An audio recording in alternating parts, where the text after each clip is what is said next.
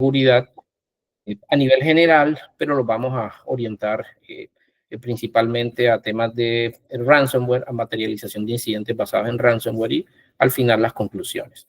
Entonces, para que podamos optimizar mejor el uso de la capacidad de canal y me puedan escuchar todos perfectamente, pues voy a dejar de transmitir el video de mi cámara y paso a la presentación.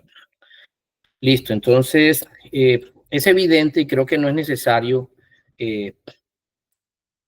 socializar y describir pues qué es el ransomware. De hecho, muchos de ustedes seguramente habrán podido vivir la experiencia en carne propia de la materialización de algún incidente de ciberseguridad a través de el uso de ransomware por parte de algunas de las organizaciones pues, cibercriminales que hoy están afectando fuertemente las empresas, no solo a nivel nacional, sino también a nivel mundial.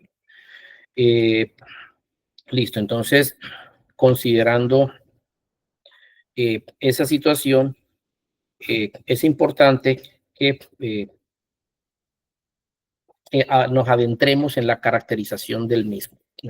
En Colombia, y a partir de muchas fuentes de información, específicamente basándome en esta gráfica que fue publicada hace algún tiempo por Lumutech, vemos que para el caso colombiano se materializaron una gran cantidad pues, de ciberataques de forma exitosa en la infraestructura de muchas organizaciones nacionales. Es más, de hecho, esta fotografía tiene aproximadamente 2 años y el incremento, la materialización de los incidentes básicamente ha sido exponencial.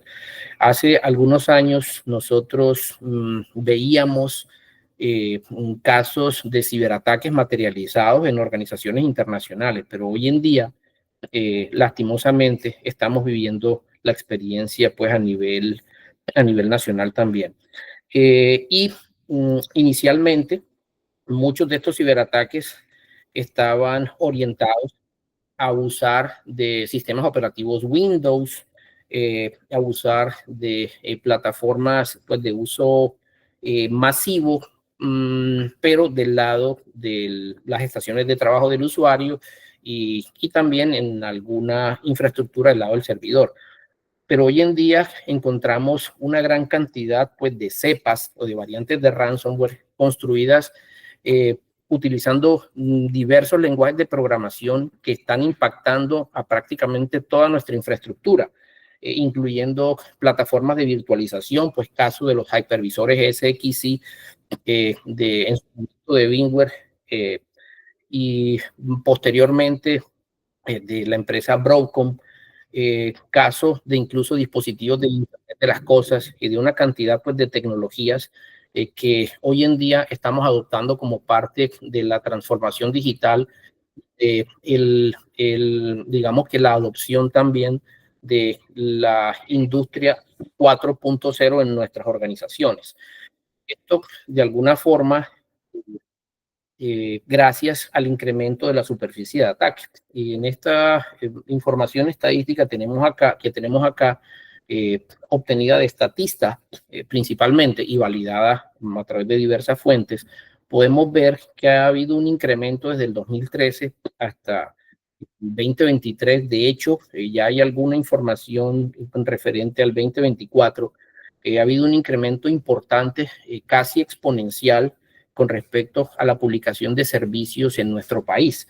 Y también vemos de que hay una gran cantidad de familias de ransomware que están materializando acciones maliciosas sobre mucha de esta infraestructura. Es más, de hecho, mucho del código fuente y de las funciones militares que tienen estos productos de ransomware, algunos antiguos han sido reciclados y se han creado versiones que digamos que adoptan ese código fuente malicioso anterior y posteriormente realizan una mejora, incluso le adicionan plugins y se ofrece hoy en día como parte de las soluciones de Crime as a Service, más específicamente el Ransomware as a Service, y siguen impactando a nuestras organizaciones.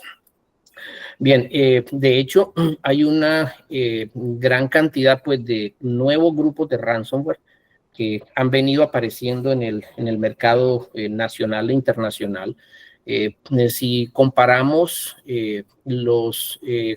cuatro, los cuatro EQs del año 2023 con los del 2024, pues podemos ver que hay un incremento precisamente en la aparición de nuevos grupos de ransomware que han venido afectando a organizaciones tanto del sector privado como del sector público colombiano. Y evidentemente organizaciones internacionales de todo tipo. De hecho, no hay una discriminación en particular con respecto al sector de las compañías que son impactadas.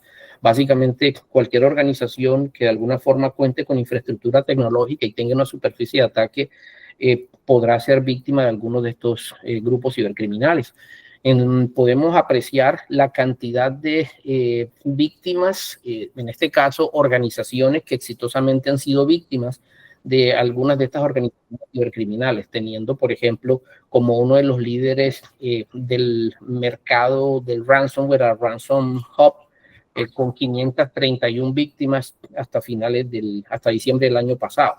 Y de ahí en adelante, pues, digamos que también se pueden apreciar unos nuevos actores, caso de Medusa, caso de Hunters, por ejemplo, que están también ingresando en este mercado que lastimosamente es muy lucrativo para esas organizaciones. De hecho, el incremento de variantes de ransomware pues también ha sido extremadamente grande. Desde las primeras versiones, digamos que se pudieron evidenciar en el mercado en 1989, pues hasta el 2024 el incremento ha sido exponencial. Ha habido una gran cantidad pues, de productos con notas de rescate diferentes, con técnicas de propagación de malware, digamos que similares, y todos lastimosamente siendo plataformas que han sido muy lucrativas para estas organizaciones cibercriminales, que hoy en día pues no solamente cifran tu información, sino que representan también un riesgo adicional que está relacionado precisamente con la exfiltración de información y con la publicación de información sensible, que de alguna forma, pues, digamos que empeora el efecto de la materialización de algún ciberataque basado en este tipo de técnicas. Básicamente, el ransomware es una herramienta que genera un ataque de denegación de servicio contra la infraestructura tecnológica, específicamente contra los activos de información que están contenidos en nuestros repositorios de información, inhabilitando en muchas oportunidades a nuestros sistemas de información y a la misma infraestructura que tenemos desplegada. Hay una gran cantidad pues, de variantes y de cepas. Básicamente una variante no es más que un nuevo producto de ransomware que tiene características similares a la de la versión base, pero con algún tipo de cambio. Y las cepas, podemos decir que son variantes que tienen modificaciones importantes con respecto a, uno, el tipo de sistemas que afectan, y dos, a la manera como realizan la propagación y la materialización pues, de ese ataque de denegación de servicio. Aquí vemos algunas notas de rescate. Muchas de estas notas de rescate están relacionadas con ransomware que se considera como de MBR, y algunos otros ransomware que tienen capacidades y han sido desarrollados para generar una denegación de servicios sobre todo el sistema de archivos o sobre una porción específica del sistema de archivos. Aquí, por ejemplo, podemos ver en la nota de rescate de Medusa, de esa reciente materialización pues de ciberataques utilizando esta nueva cepa de ransomware, en donde el agresor informa en esta nota de rescate tanto en la versión en modo consola.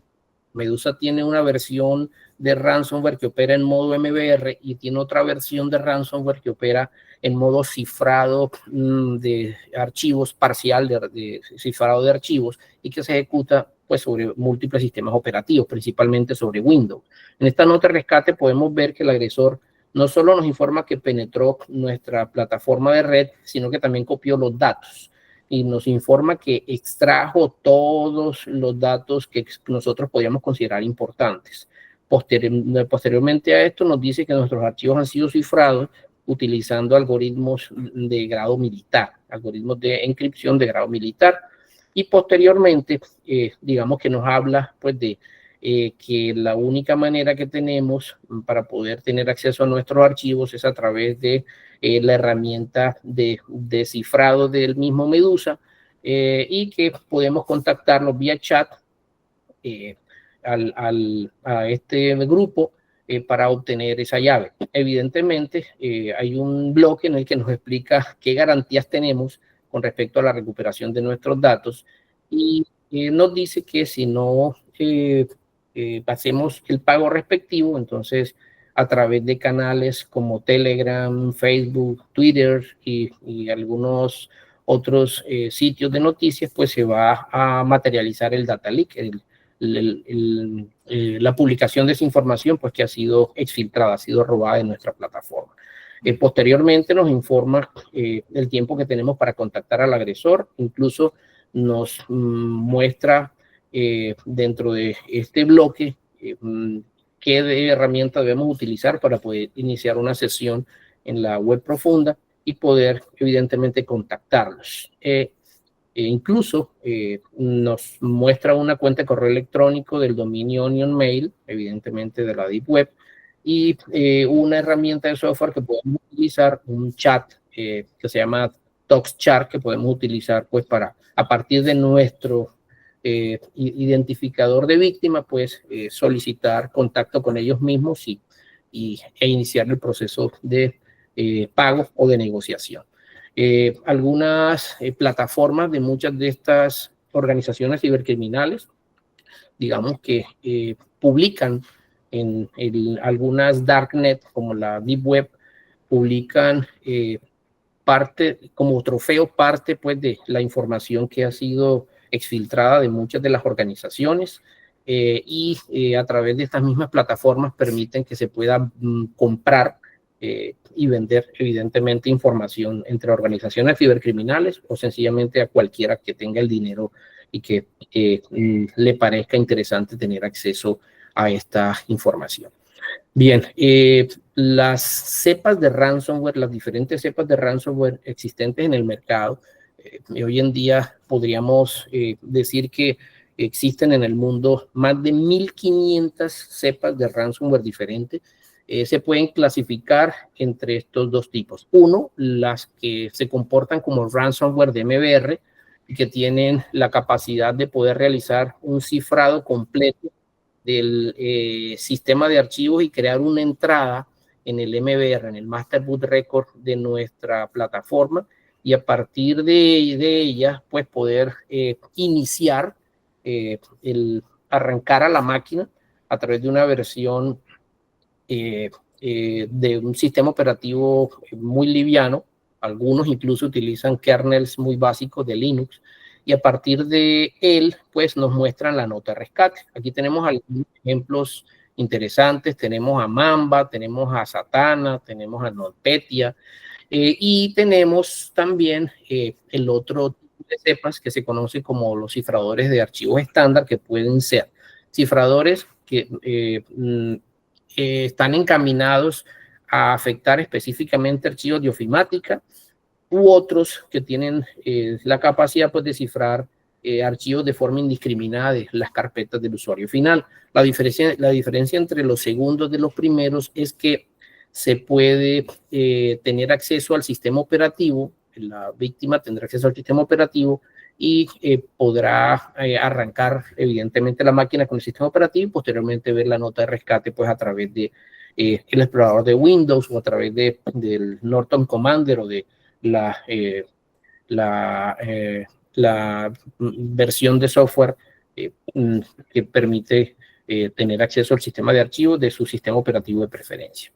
Bien, ¿cómo funcionan entonces esos ransomware de MBR? Pues todos los discos duros y las unidades SSD del mundo cuentan con un MBR, que no es más que un bloque que está compuesto por el bootloader, que es el código de arranque del disco duro, y que posteriormente tiene en la parte baja entre los 447 bytes hasta los 512, pues tiene las entradas de las diferentes particiones y al final la firma del bloque, y posteriormente hay otro bloque que se conoce como el boot sector, al que generalmente el bootloader le pasa el control. Entonces, normalmente lo que ocurre es que si somos un ransomware de MBR, el ransomware va a sobreescribir los primeros 446 bytes del MBR, del sector de arranque, y va a redirigir ese control después de que el sistema básico de entrada-salida se ejecuta y corre el POS o la UEFI, y se cede el control al sector 0, a la primera dirección de memoria del sector 0 del disco. Entonces ya se va a ejecutar el código del ransomware, que va a redirigir a un boot sector que previamente ha sido escrito también por el ransomware en una máquina que ya ha sido afectada, y que nos va a desplegar esa nota de rescate. Entonces, aquí tenemos un ejemplo pues, de nota de rescate de algunas cepas de ransomware que se conocen como ransomware de tipo MBR. Aquí no tenemos acceso al sistema operativo, sino que se espera una vez cargue el código que tenemos en el bootloader, el código malicioso, y después en el boot sector aparezca esta nota de rescate con las instrucciones, y una vez nosotros contactemos al agresor, pues podamos ingresar nuestra llave de cifrado por la que ya hemos pagado para poder descifrar nuestros datos. Aquí tenemos otra nota de rescate muy similar, en este caso de otra cepa de ransomware antigua conocida como Petya. Bien, vamos entonces a vivir la experiencia. Vamos a ver cómo se podría llegar a materializar un ciberataque basado en ransomware. Entonces, permítanme un segundo, dejo de presentar esa lámina y nos vamos a ver el ejercicio.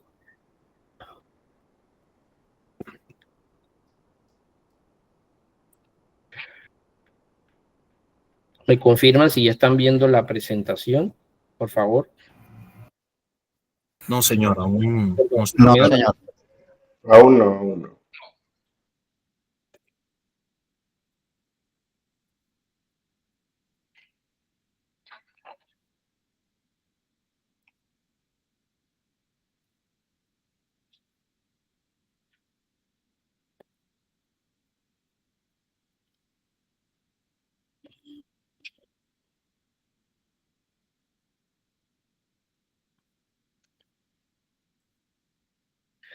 Listo, ¿alguien me puede confirmar, por favor? Sí, se ve, ingeniero.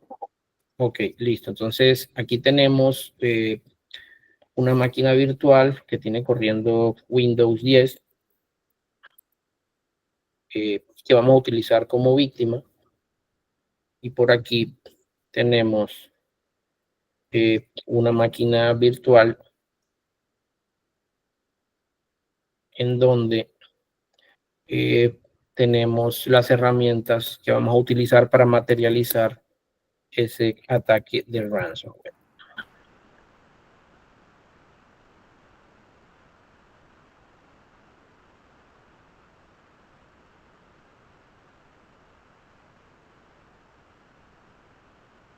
Listo, caballeros. Entonces, en esta máquina que tiene Windows 10, pues si hacemos doble clic, pues podemos ver que hay unos archivos de ofimática. Hay unos archivos de ofimática allí, y aquí en esta máquina con Linux, pues vamos a la carpeta en donde tengo unas herramientas de ransomware pues creadas por nosotros precisamente para entrenar a nuestro equipo de pentesters. Entonces, lo primero que vamos a validar es la dirección IP. Si tenemos dirección IP válida en este caso, sí, y aquí vamos a mirar en esta máquina con Windows. Previamente el agresor, pues evidentemente ha tenido que quemar la fase de reconocimiento, ha tenido que quemar la fase de scanning, ha tenido que identificar vulnerabilidades presentes en la máquina destino y también en los procesos de negocio de la organización, ha identificado la tecnología subyacente. Digamos que allí ya conoce o tiene clara cuál es la ruta que va a utilizar para poder materializar sus acciones maliciosas. Entonces, ya vemos que la dirección IP de la máquina víctima es 192.168.56.103. Listo, enviamos mensajes de control de internet a través del comando ping, y ahora lo que vamos a hacer es levantar nuestro servidor web. Aquí tengo en esta máquina una versión de Apache, y previamente en esa misma máquina les voy a mostrar la carpeta par www.html.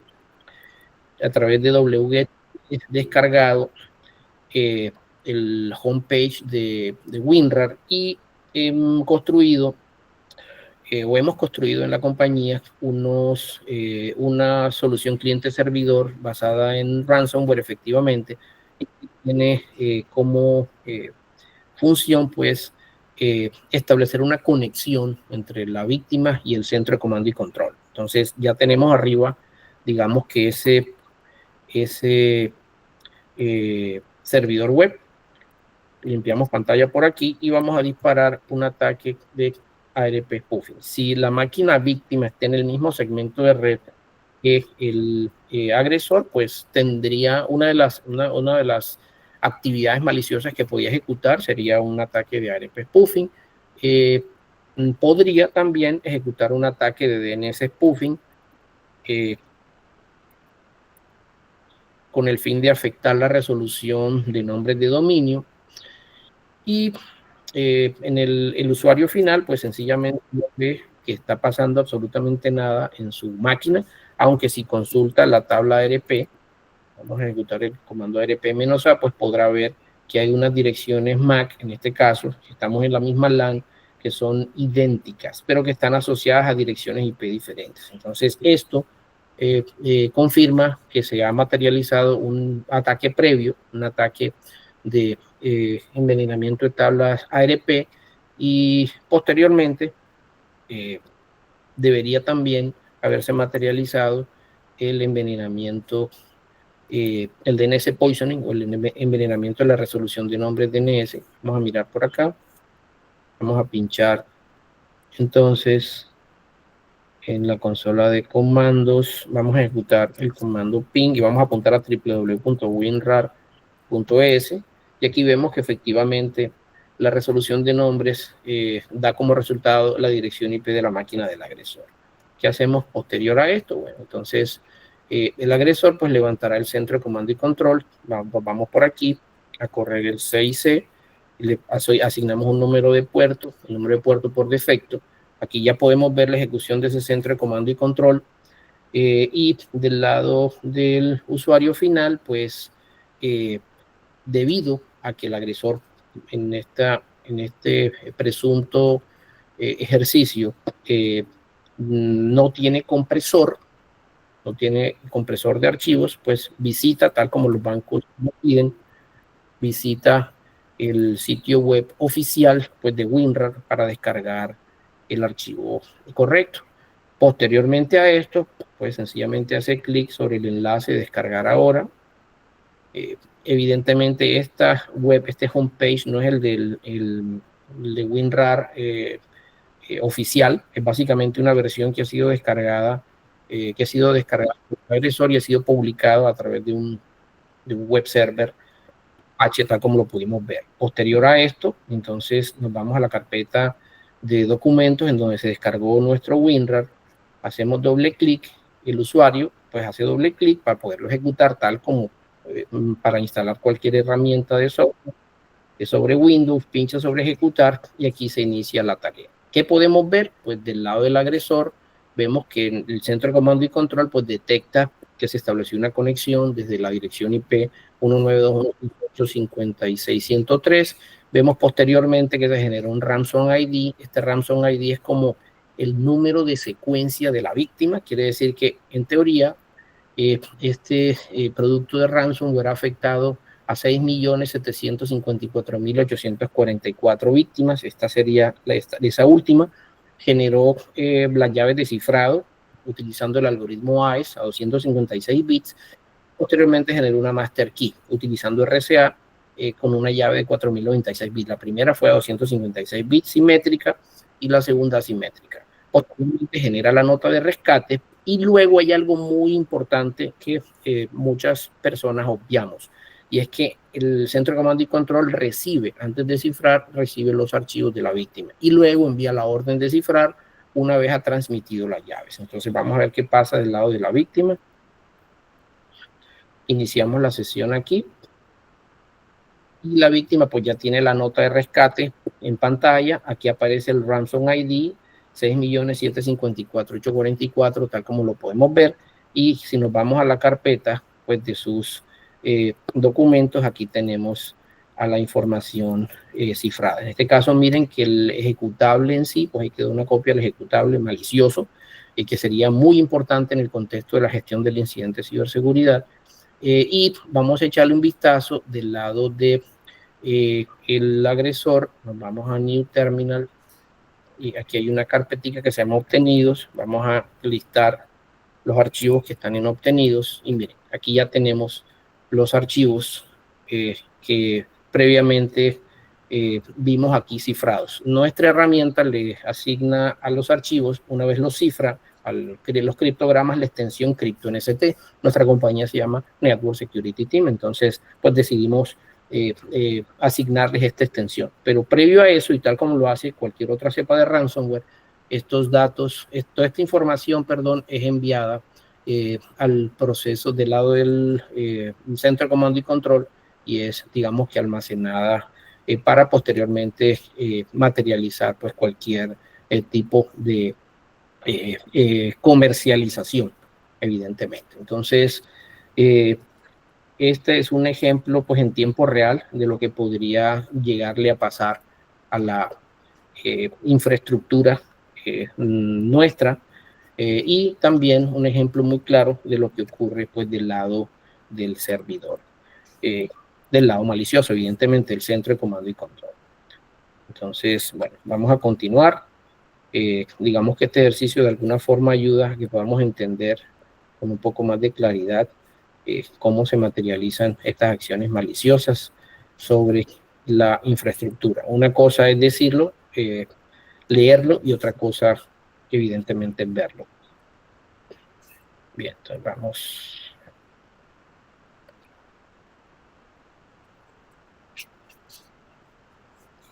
a liberar recursos, estas máquinas virtuales, y continuamos con la presentación.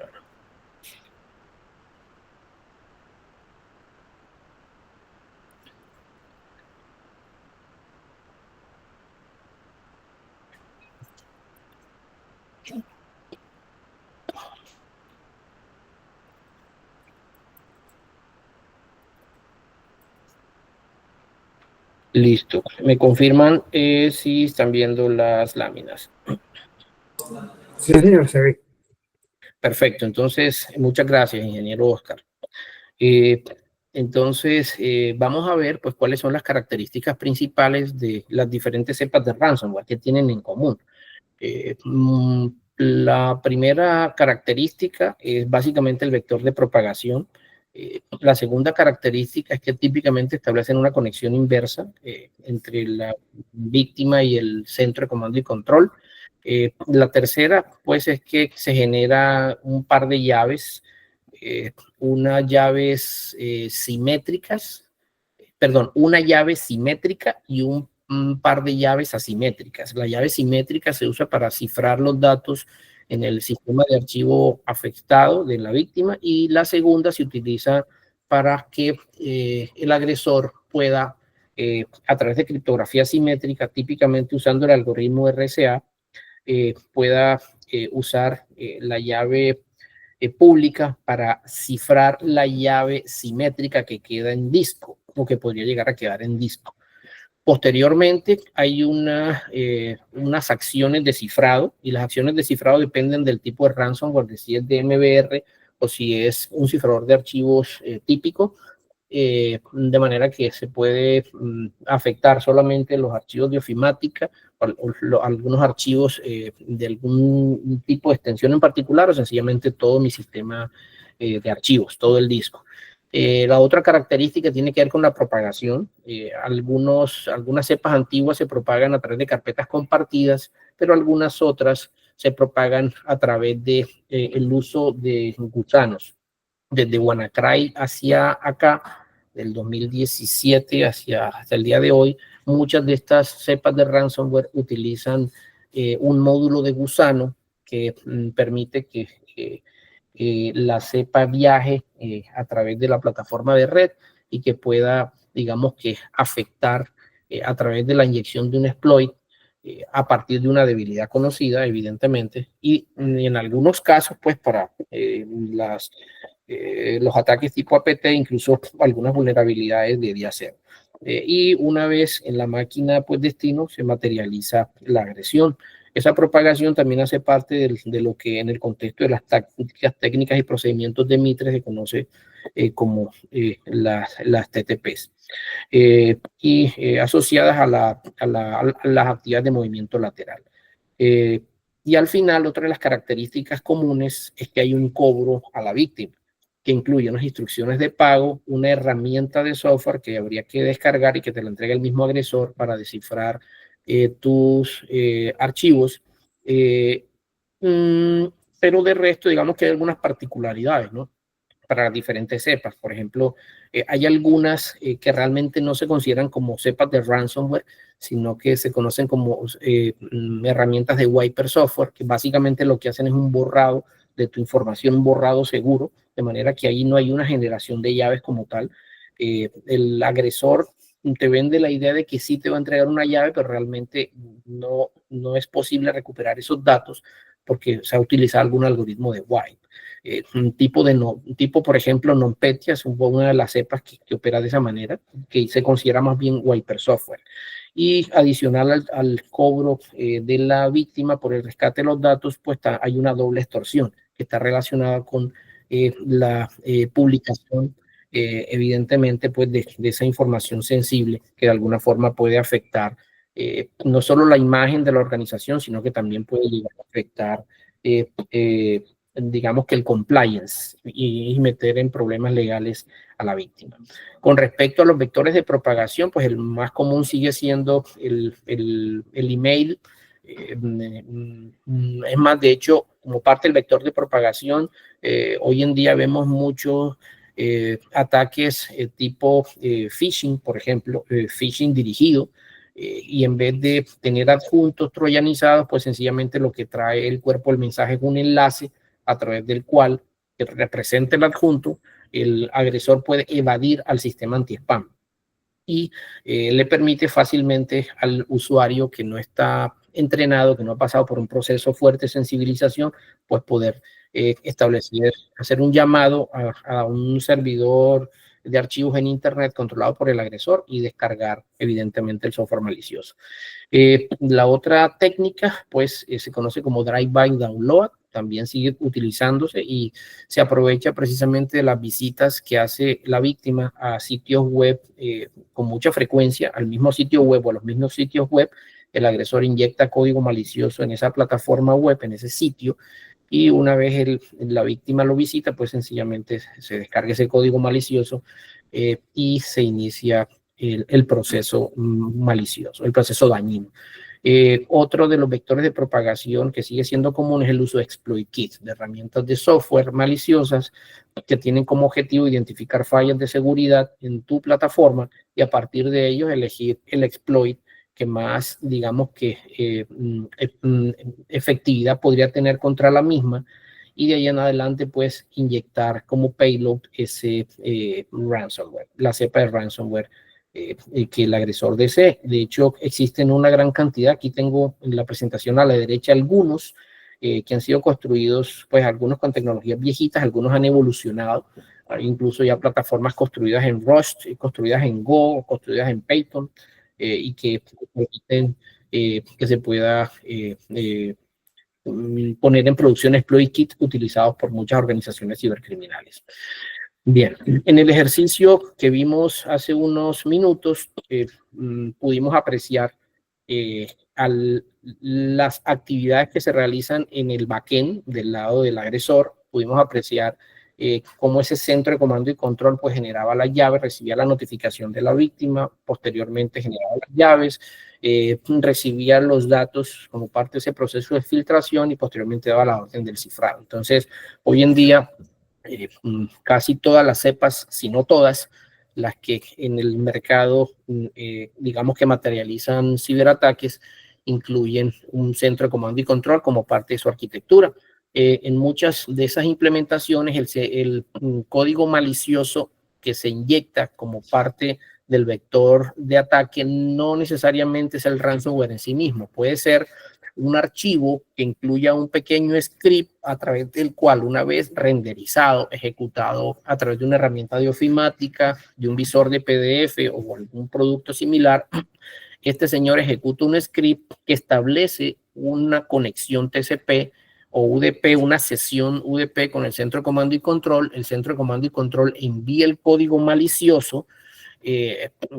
Una vez se descargue ese código malicioso en la máquina, posteriormente se realiza un proceso de descifrado, pues a través de una operación XOR, por ejemplo, caso de Septo ransomware, pero puede ser una diferente.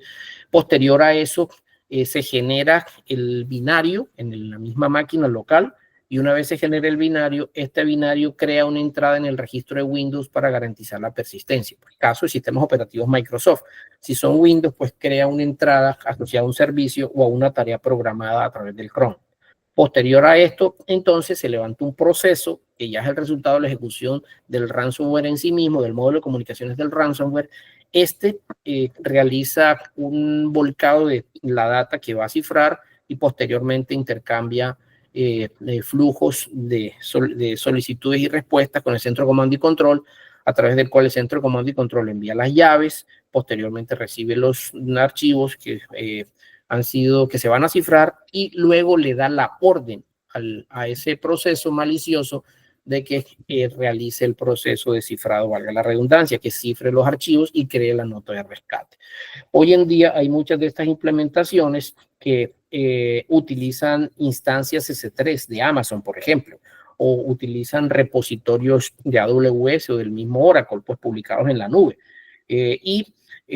También, evidentemente, utilizan herramientas que están instaladas directamente en la máquina del usuario final, caso del cliente de OneDrive, utilizado precisamente para descargar de una instancia de almacenamiento de Azure o de una instancia de Amazon, el código malicioso que incluye el producto de ransomware con los algoritmos de cifrado que posteriormente, digamos que se materializará como una denegación de servicio en la plataforma. A nivel general, los ciberataques que se basan en ransomware, y si partimos del estudio que ha hecho Mitre en términos de las tácticas, técnicas y procedimientos, se pueden dividir en las siguientes fases. Primero, hay unas actividades de acceso inicial, pero previo a las actividades de acceso inicial, pues evidentemente hay toda una fase de reconocimiento, una fase de scanning e identificación de vulnerabilidades que le va a permitir al agresor ejecutar las actividades del acceso inicial. Ese acceso inicial incluye abusar de las cuentas de usuario que son utilizadas legítimamente para vía terminal server, y utilizando el protocolo RDP, pues tener acceso a la infraestructura vía escritorio remoto o a través de algún fallo de seguridad presente en los sistemas operativos o en el mismo servicio, como también a partir de ya no vulnerabilidades a nivel de código, sino debilidades presentes en la configuración de seguridad de la aplicación. Posteriormente hay unas actividades relacionadas con una fase pues, de robo de credenciales, y aquí hay varias herramientas utilizadas. Una de las más conocidas en el contexto de Microsoft es Mimikatz, pero también es posible pues, que se realice la obtención de credenciales a partir, por ejemplo, de el almacenamiento en fuerza bruta o del abuso a cuentas de servicios que estén habilitados, incluso del acceso a los vaults de credenciales o a los repositorios en donde se guarden las credenciales de acceso ya de la plataforma interna, por ejemplo, de la plataforma en la nube. También es posible que en este punto pues, se abuse del LSA Secrets o de los servicios que gestionan, digamos que la autenticación. Posteriormente, una vez ya con las credenciales, el agresor entonces realizará un movimiento lateral. Ese movimiento lateral se puede hacer a partir de la ejecución de comandos del sistema operativo, por ejemplo, de administración del sistema operativo, o se puede hacer uso de herramientas como las de Windows Instrument, o herramientas como PSExec, que hoy en día pues hacen parte de los utilitarios que Microsoft tiene disponible para hacer administración del sistema operativo, o incluso frameworks post-explotación como Cobalt Strike, entre algunos otros. Posterior a esto, entonces hay unas acciones relacionadas con la persistencia que incluyen la creación de nuevas cuentas, que incluyen la creación de tareas programadas, el registro de nuevos servicios, incluso modificación en la configuración de la GPO en el contexto de directorio activo. Una vez hecho todo esto, entonces ahí sí, como parte de la carga útil de esas herramientas de software maliciosa, pues se descarga el ransomware. La cepa, pues, que incluirá el código fuente necesario para, uno, establecer la comunicación con el centro de comando y control, como lo vimos aquí, y dos, para iniciar el proceso de cifrado que termine en un ataque de denegación de servicio. Bien, ahora, ¿cómo contenemos esos ataques de ransomware? Pues hay varias maneras. Si nos basamos en esas técnicas, tácticas y procedimientos, y nos basamos en la información que hemos recibido con respecto a los vectores de ataque más comunes, entonces, hay unas actividades que podrían estar relacionadas con el vector de ataque en sí, y si nos basamos o si asumimos, basados en precisamente la investigación que hemos hecho con respecto a cómo se han propagado la mayor cantidad pues, de cepas en nuestras plataformas en Colombia, la gran mayoría han abusado precisamente del usuario final. Y se han basado en el envío de mensajes de correo electrónico, de phishing, dirigido principalmente. Básicamente, ¿qué deberíamos tener o qué controles deberíamos tener? Hay una cantidad de controles que podemos desplegar, pues dependiendo de la técnica, de la fase asociada a la técnica, táctica y procedimiento que puede usar el agresor. Entonces, ¿qué necesitaríamos? Pues una plataforma de protección de nuestro servicio de correo electrónico, no solo el anti-spam, sino también el anti-spam tradicional, sino una plataforma que incluye un sandbox, una plataforma que incluye un analizador de malware, etcétera, etcétera. Más también necesitamos controles a nivel de la infraestructura, ya sea que la tengamos desplegada en la nube o la tengamos desplegada on-premise.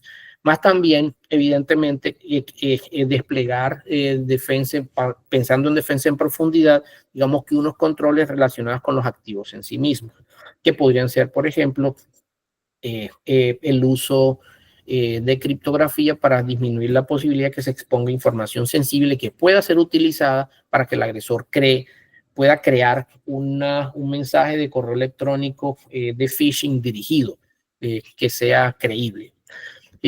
También en el contexto pues de la técnica asociada al hecho de que el usuario final, una vez recibe ese mensaje de correo electrónico, pues puede hacer clic allí.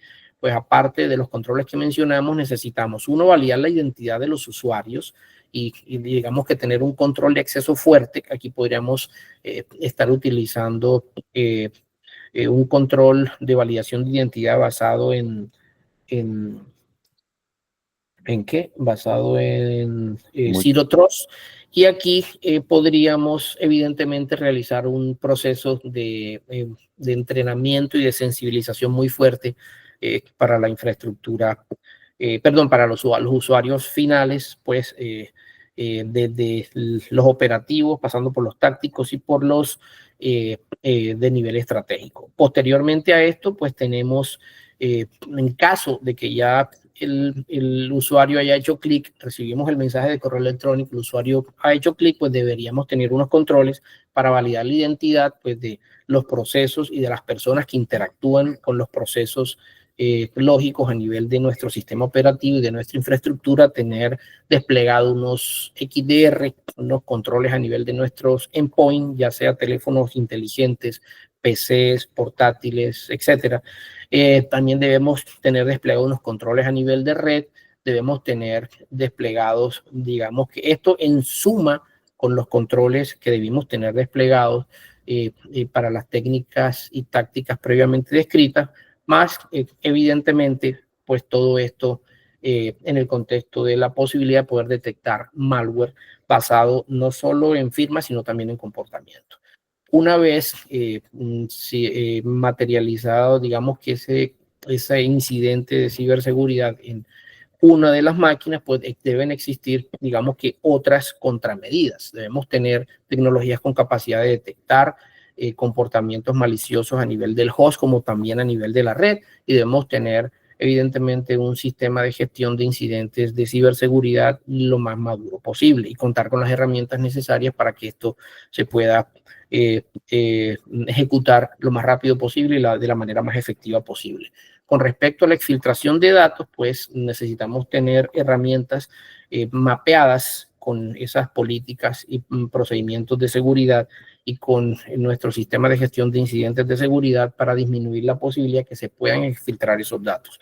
Por ejemplo, aparte de que los datos deberían estar cifrados, para en caso de que el agresor pueda sacarlos, pues no puede hacer nada con ellos, deberíamos tener una plataforma que tenga funcionalidades de data loss prevention. Y en el contexto, evidentemente, pues del cifrado de los datos, ya en caso de que se hayan filtrado nuestros datos, a todas estas etapas, esas técnicas y tácticas, digamos que se hayan materializado correctamente en nuestra plataforma, entonces, ¿cómo ya nos protegemos de la indisponibilidad? Pues a través, evidentemente, de tener un sistema de backup, digamos que efectivo, de contar con unos procedimientos de recuperación y de contar con las herramientas necesarias para poder detectar la materialización de acciones maliciosas sobre grandes volúmenes de datos que puedan de alguna forma contener ese proceso de cifrado e interrumpirlo. Ahora, todo esto, este conjunto de herramientas debería estar siendo orquestada a través de un centro de operaciones de ciberseguridad. Tendríamos que agregarle en el contexto de las copias de respaldo el tener siempre presente la regla 32110, que nos dice que debemos tener 3 copias diferentes de los datos en 2 formatos y medios diferentes y tener una fuera de sitio. Y dentro de lo posible, pues también tener una que esté offline. A esto le podríamos agregar la verificación periódica cada vez que generamos el backup de que esas copias de seguridad han sido realizadas correctamente, y 2, de que esas copias de seguridad no incluyan malware. Porque puede llegar a ocurrir que al restaurar esas copias de seguridad, pues sencillamente el producto de malware también lo restauramos y se vuelve a repetir la agresión.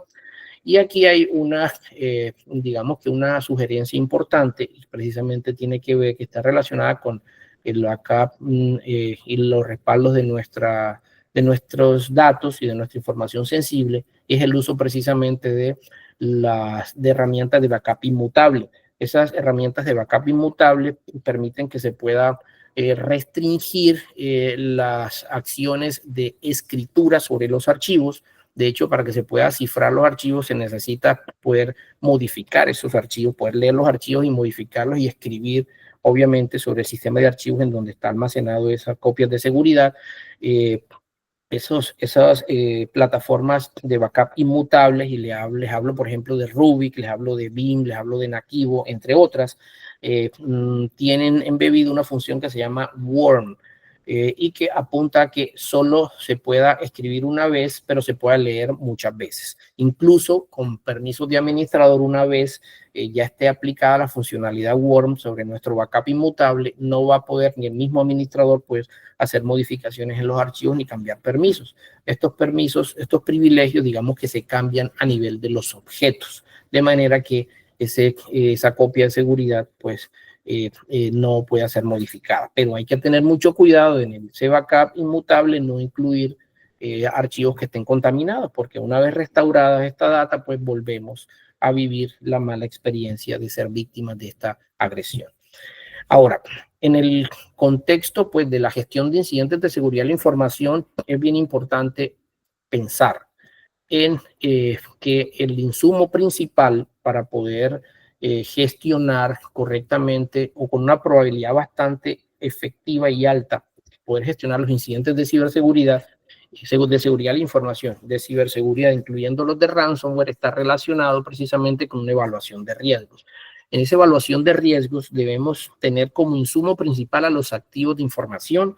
Debemos saber físicamente en dónde están ubicados, debemos saber cuál es el formato de esos activos de información y posteriormente a esto pues debemos hacer un análisis de amenazas que permita que se pueda construir un proceso, digamos que efectivo en términos de la identificación de los riesgos.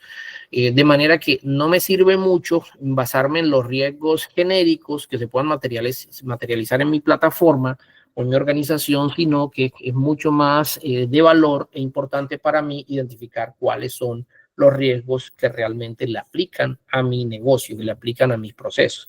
Evidentemente para esto es bien importante haber hecho un análisis previo de amenazas, digamos que a la medida. Evidentemente voy a considerar empresas de mi mismo tipo y voy a considerar las amenazas que más comúnmente se pueden materializar o se han venido materializando históricamente en plataformas como la mía, o el histórico de la materialización de incidentes en mi plataforma, y a partir de esto pues voy a construir, voy a realizar esa identificación de riesgos. Posterior a esto, una vez teniendo claro esos riesgos, entonces ahí sí voy a poder identificar los controles que realmente me van a ayudar a reducir la posibilidad de que se puedan materializar esas amenazas, las que previamente incluí dentro de mi análisis de riesgos. Y de ahí en adelante, pues evidentemente voy a elegir cómo voy a desplegar esos controles de seguridad y voy a construir, es muy probable que tenga que hacer un rediseño de la arquitectura de seguridad de mi infraestructura, por ejemplo, o incluso mejorar las prácticas, refinar las prácticas a nivel de procesos de negocio. Evidentemente me van a quedar unos riesgos residuales y esos riesgos residuales los voy a gestionar ¿con qué? Con mi Business Continuity Plan, mi plan de continuidad de negocio y a nivel técnico con mi plan de recuperación de desastres. Porque puede llegar a ocurrir, pues sencillamente que alguno de esos riesgos se materialice y ya tenga evidentemente la necesidad pues de abordar el impacto en sí, porque ya la probabilidad se volvió 1. Entonces esto lo hago pues con mi plan de recuperación de desastres embebido en mi Business Continuity Plan. Bien, ahora vamos a pasar rápidamente a entender cómo se gestionan estos incidentes de ciberseguridad, principalmente los de ransomware. Entonces, como referencia, es recomendable tomar el modelo de gestión de incidentes que propone el NIST y de hecho también en el que se basa en el NIST, que fue construido por ISO. En este caso me refiero a la norma ISO 27035, que su última versión es la del 2023 y que describe 5 fases a través de las cuales se puede hacer la gestión de incidentes de seguridad y que evidentemente incluye el ransomware. Ahora, digamos que el modelo, la adopción de este modelo termina en la implementación de un sistema de gestión de incidentes de seguridad que funciona muy bien si tenemos recursos dedicados a gestionar los incidentes de ciberseguridad, caso particular pues del uso de un SOC, digamos que administrado por un equipo de respuesta a incidentes computacionales. Básicamente, este equipo de respuestas computacionales, de incidentes computacionales, nos va a ayudar a una vez realizado una muy buena planificación, a partir de haber identificado la línea base de nuestra organización, de haber construido unas buenas políticas, ya no solo de seguridad de la información, sino de gestión de incidentes, que incluyan la notificación, las comunicaciones, el escalamiento, y también de los cuales desciendan unos procedimientos de gestión y tratamiento de incidentes para cada uno de los tipos de incidentes que nosotros identificamos en el análisis de riesgos que se podría llegar a materializar. Es por esto que, de alguna forma, el análisis de riesgos es uno de los insumos importantes para que se pueda realizar una buena gestión de incidentes de ciberseguridad, incluyendo los de ransomware. Ahora, en esta primera etapa de planificación y preparación, pues también se deben adquirir y desplegar las herramientas de monitorización necesarias, como también realizar el entrenamiento y la capacitación pues al equipo que se va a encargar de hacer esta gestión de incidentes, como también a las personas que de alguna forma van a tener que interactuar con ellos. En esta etapa necesitamos contar por lo menos con los siguientes lineamientos documentados. Como les dije, la matriz de riesgo, el análisis de impacto en el negocio, que nos va a ayudar a enfocarnos sobre la infraestructura y los procesos más relevantes de la organización. Posteriormente, haber construido un procedimiento de triage, un procedimiento de validación de la materialización de esos incidentes. Debemos tener también unos procedimientos de clasificación para cada incidente de ciberseguridad, de acuerdo a su tipo. Luego, unos procedimientos que le expliquen al equipo cómo se debe priorizar esos incidentes. Más posterior a esto, haber definido unos tiempos de respuesta según la tecnología que, digamos, que soporte a los procesos que han sido afectados, principalmente a los de misión crítica, en el contexto de la gestión del incidente de seguridad. Posteriormente va a haber unos procedimientos de tratamiento por tipo incidente. Entonces, no tenemos un solo plan, sino tenemos una cantidad de planes dentro del sistema de gestión de incidentes de seguridad y de ciberseguridad que nos va a ayudar a poder elegir dentro de ese espectro de planes, de acuerdo al incidente que se materializó, cuál es el tratamiento que se le debe dar para aplicar la estrategia de contención correcta, la estrategia de erradicación y evidentemente la recuperación, ¿no? Que nos va a permitir retornar a la normalidad. Más con teniendo claro la necesidad pues, de que este sistema sea lo más efectivo y ágil posible, no podemos obviar el registro de las lecciones aprendidas, que nos va a ayudar a mejorar esos incidentes, la manera como se gestionan esos incidentes de seguridad, nos va a ayudar a mejorar esos procedimientos de clasificación, esos procedimientos de tratamiento, las estrategias de contención, erradicación y recuperación, a partir de nuestras propias vivencias, de nuestra experiencia, como también pues, del entrenamiento que vamos adquiriendo.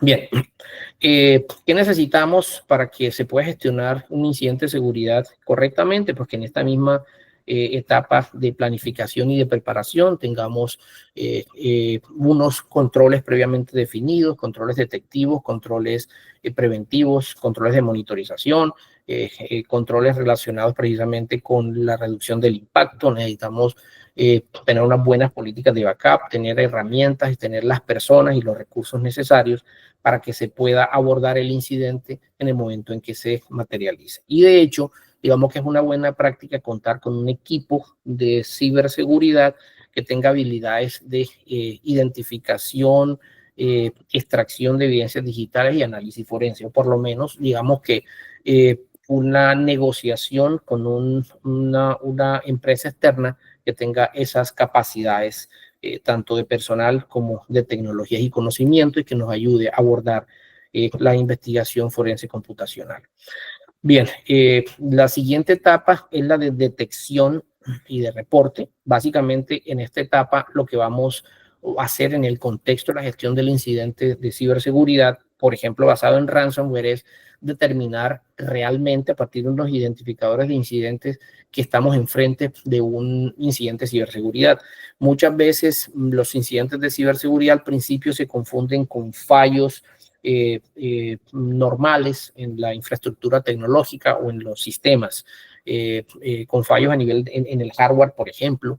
Entonces es bien importante contar con unos indicadores de incidentes claros que nos ayudan posteriormente a realizar el triage y nos ayudan a determinar si realmente estamos enfrente a un incidente de ciberseguridad o esencialmente es un evento que puede ser tratado por el equipo de mesa de servicio, por ejemplo, o por los administradores de la plataforma. Ahora, esas actividades de detección incluyen, uno, la identificación automática por parte de la tecnología y los sensores que tengamos desplegados, pero dos, también se puede basar en la notificación que realiza el usuario final o incluso en el resultado del escalamiento que hizo el usuario final al helpdesk. Una vez el equipo de analistas SOC de nivel 1 realiza el triage, determinará o no si estamos enfrente de un incidente. Si estamos enfrente de un incidente, entonces se deben realizar las actividades de reporte y el escalamiento necesario para que los analistas de nivel 2 y el equipo que ya va a gestionar el incidente, pues empiece a participar. Ahora, en la siguiente etapa, que es la evaluación y toma de decisiones, básicamente aquí lo que se hace es determinar cuál es el tipo de incidente. A partir de esos indicadores de compromiso, es bien importante de forma clara saber contra qué incidente, contra qué amenaza nos enfrentamos en el contexto del incidente de ciberseguridad, porque existen muchísimas amenazas que se comportan de forma diferente. Pues para el ransomware ya vimos cuáles son las principales características, habría que determinar de acuerdo al comportamiento de esos sistemas afectados y también a partir de los indicadores de compromiso, la presencia de droppers, por ejemplo, de entradas en el registro de Windows, de conexiones establecidas a sistemas externos que podrían ser centros de comando y control, que tengan direcciones IP que aparezcan en listas de mala reputación, etcétera, entre otros posibles indicadores de compromiso, pues vamos a elegir vamos a identificar qué tipo de incidente es el que tenemos enfrente y evidentemente vamos a realizar su clasificación. ¿Con qué fin? Con el fin de poder determinar cuáles son los planes que debemos ejecutar para, digamos que de forma efectiva, poder contener esa acción maliciosa. Bien. Ahora, con respecto a la toma de decisiones, pues básicamente se supone que ya tenemos unos planes de gestión de incidentes previamente planificados. Y precisamente el montar y adoptar en la organización un sistema de gestión de incidentes de seguridad va a ayudar a reducir la entropía y a reducir, digamos que, ese desorden en el momento en el que se deba abordar un incidente de ciberseguridad. Si ya previamente tenemos documentados los planes de gestión de incidentes y que están mapeados con el riesgo, con el análisis de riesgo que realizamos, y si el análisis de riesgo se hizo a conciencia, entonces la materialización de los incidentes de ciberseguridad deben estar asociados a esos riesgos que previamente nosotros vimos, pudimos identificar, y evidentemente existirá un plan de riesgo que nos va a ayudar a guiarnos o a orientarnos para continuar con el tratamiento de ese incidente de ciberseguridad. Ahora, puede ocurrir que se materialice un incidente de ciberseguridad que no esté embebido en uno de los planes, que no tengamos documentados, pues sí, puede ocurrir. Entonces tenemos que buscar el plan que más se asemeje o a la amenaza que más se asemeje de acuerdo a la clasificación que realizamos, y podemos tomar como referencia ese plan para tratar esa amenaza similar, pero evidentemente digamos que a partir de los nuevos hallazgos, la nueva evidencia que vamos obteniendo, pues digamos que vamos haciendo un ajuste en esa ruta asociado a ese curso del tratamiento del incidente de ciberseguridad. Aquí es importante identificar claramente los indicadores de compromiso. Empezamos a obtener los identificadores de compromiso, los identificadores de ataque y los identificadores de comportamiento. Ahora, aquí es interesante contar con herramientas y tener documentados, como también tener el conocimiento y la experiencia, contar con un equipo de personas que cuente con el conocimiento y la experiencia que permita determinar claramente en qué etapa en el contexto de un ciberataque basado en ransomware, por ejemplo, dentro de las técnicas, tácticas y procedimientos de Mitre, digamos que se está ejecutando el ataque. ¿Qué tan avanzado está el ataque? Tal vez puede que el ataque esté solo en su fase inicial, en el acceso inicial, entonces va a ser bastante más fácil, digamos, que abordarlo, mucho más que en el momento en que ya se realizó una escala de privilegios o se realizó un movimiento lateral. Entonces, es bien importante aquí determinar en qué fase, por qué fase va la agresión, e incluso de ahí mismo empezar a obtener, a identificar qué sistemas han sido afectados y evidentemente prepararse para realizar las tareas asociadas a la respuesta que vamos a ver en breve. Posterior a esto, entonces ya como parte realmente de la siguiente etapa, que es la etapa de respuesta, aquí es en donde el equipo de gestión de incidentes de ciberseguridad o el equipo azul resuelve el problema de ciberseguridad. Digamos que las actividades previas de detección y reporte y las de la etapa de evaluación y de decisiones son muy importantes para saber qué hacer en el momento en que llegamos a esta etapa. Una vez ya se tiene claro qué tenemos que hacer, entonces pasamos a realizar las tareas de contención que pueden incluir el bloqueo de las cuentas, la eliminación de registros de entradas en el registro de Windows, la eliminación de los servicios, la eliminación de procesos, el bloqueo de tráfico malicioso, el aislamiento inicialmente dentro de toda respuesta relacionada con la gestión de incidentes de ciberseguridad, en donde se ha materializado un ciberataque, una de las primeras acciones que está embebida en la respuesta es el aislamiento de ese sistema, con el fin de tratar de contener la agresión, evitar de que esa acción maliciosa se siga propagando en el resto de las máquinas y disminuyendo así la posibilidad pues, de que se pueda continuar en la fase de movimiento lateral o de posexplotación por parte del agresor.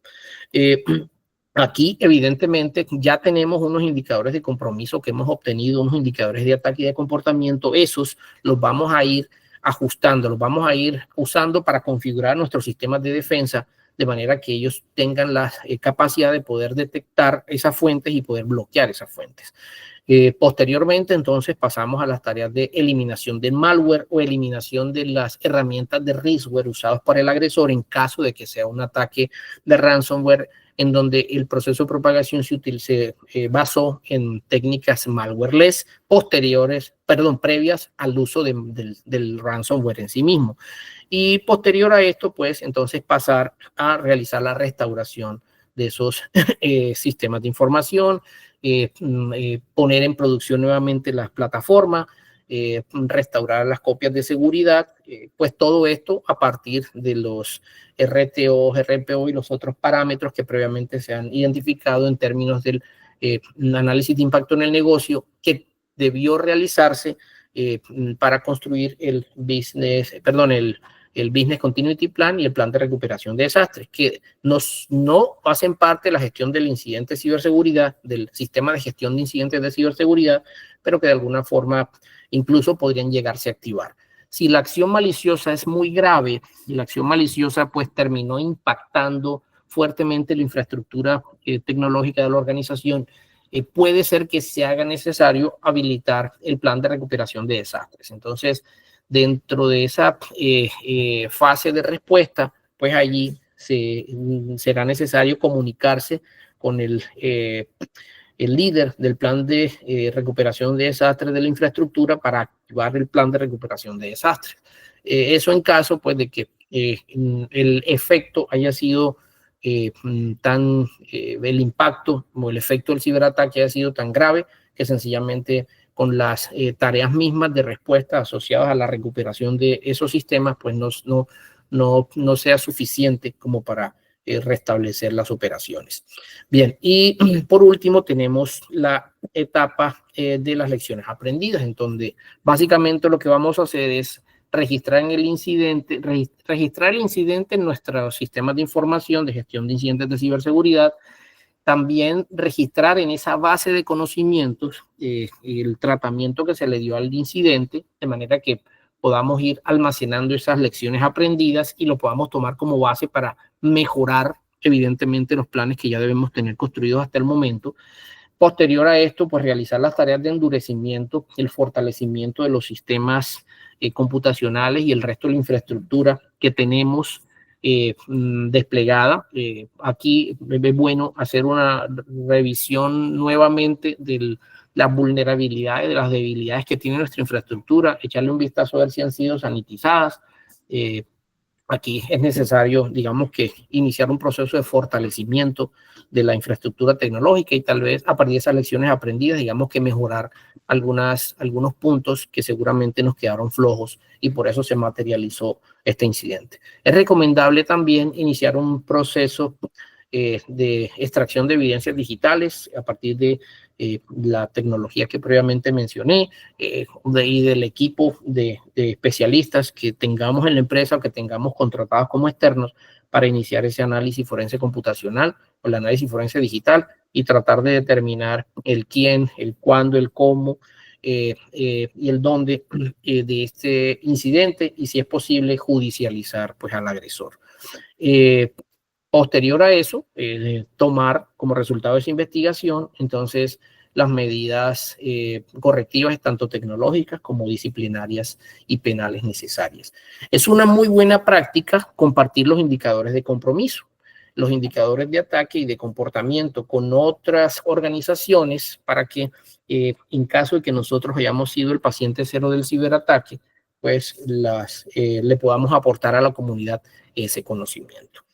Ahora, el modelo adoptado, alineado con ISO 27035 y el NIST versión 2 para la gestión de incidentes de ciberseguridad, funciona mucho mejor si, digamos que las tareas de gestión de incidentes no están asignadas exclusivamente al personal de IT, sino que contamos con un Computer Security Incident Response Team, con un equipo de gestión de incidentes de seguridad, con un equipo azul, que esté encargado exclusivamente de administrar la plataforma tecnológica que debe incluir un SIEM, debe incluir un SOAR y debe incluir, digamos que, una colección de herramientas técnicas que nos va a apoyar a nosotros como empresa en la identificación y en la gestión completa del incidente de ciberseguridad. Entonces, en este contexto, la organización debería contar con un Security Operations Center, con un Cyber Security Operations Center, que tenga desplegados sensores o que pueda leer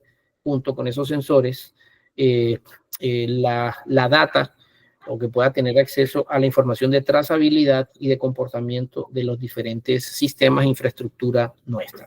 Entonces, típicamente lo que se espera tener aquí es un equipo de analistas de nivel 1 que realicen el proceso de triage, un equipo de analistas de nivel 2 que realizan las tareas de la gestión del incidente, unos cazadores de amenazas, como también un administrador del SOC, pues que de alguna forma a los que se les puede ir escalando el incidente una vez se determina por parte de los analistas de nivel 1 que está en progreso esa acción maliciosa.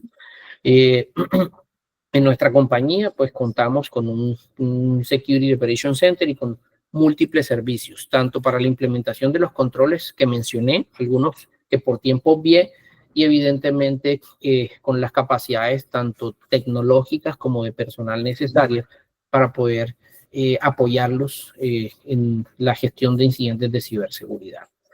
Ahora, como conclusiones y ya para finalizar, tenemos que, uno, hay un incremento exponencial de la materialización de incidentes en donde se está utilizando ransomware y en donde ya no solo la extorsión apunta al secuestro de la información, a que tengamos que pagar por recuperarla, sino que también a la publicación, a la exfiltración y a esos data leaks, pues que lastimosamente terminan como afectando también nuestra imagen como parte del ciberataque. Ahora, es bien importante tener claro que la nube no es segura por defecto. Es necesario desplegar controles de ciberseguridad, tanto en la nube como en redes.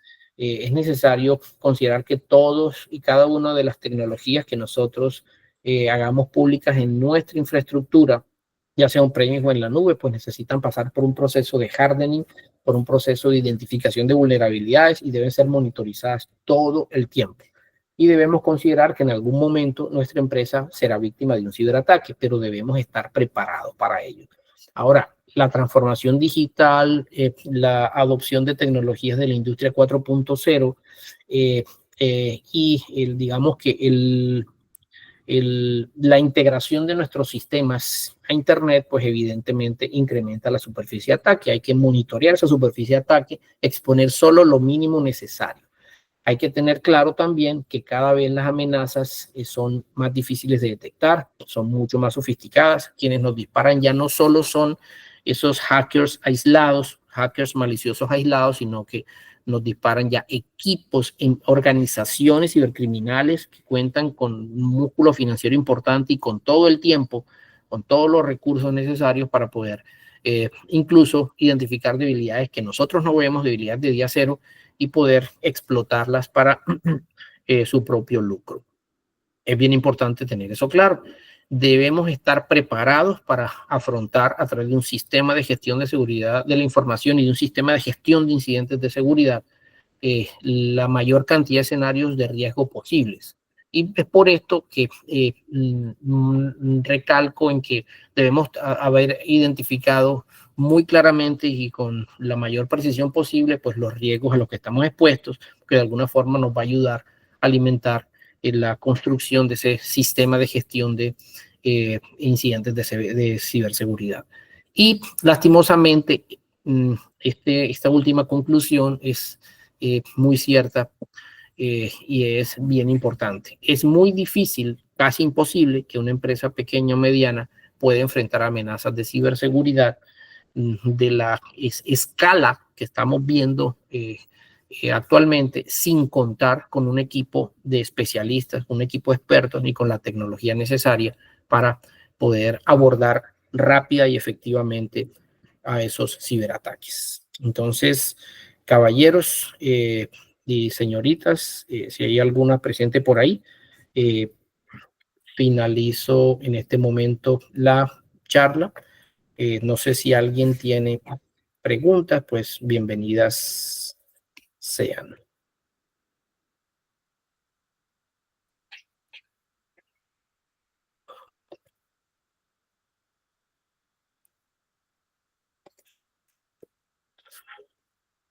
Pues si no, entonces...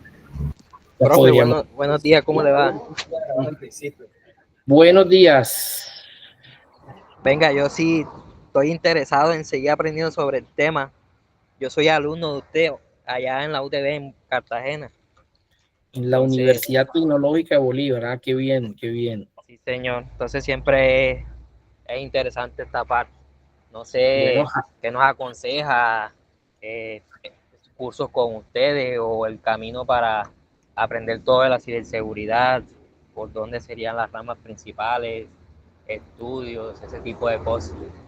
bien, voy a escribirles a todos, a quienes lo deseen, una cuenta de correo a la que pueden escribir para solicitar tanto entrenamiento como servicios, digamos que, y algunas otras, algunos otros, digamos que recursos que tenemos disponibles para ustedes.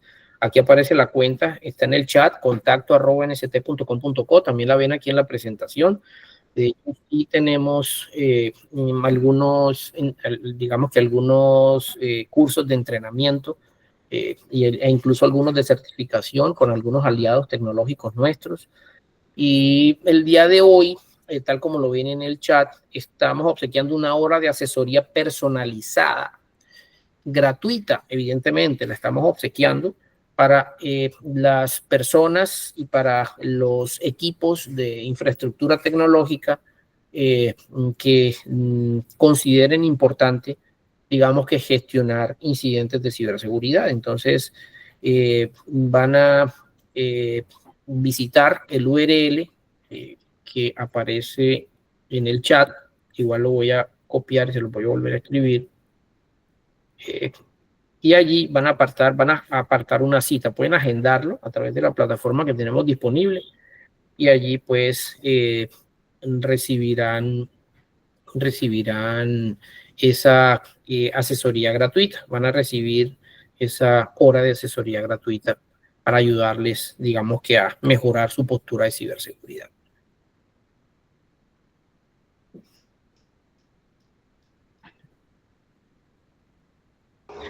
Ok, profe, vale, muchas gracias. Bueno, muchachos, caballeros, muy buen día para todos y espero haya sido de provecho. Un gran abrazo.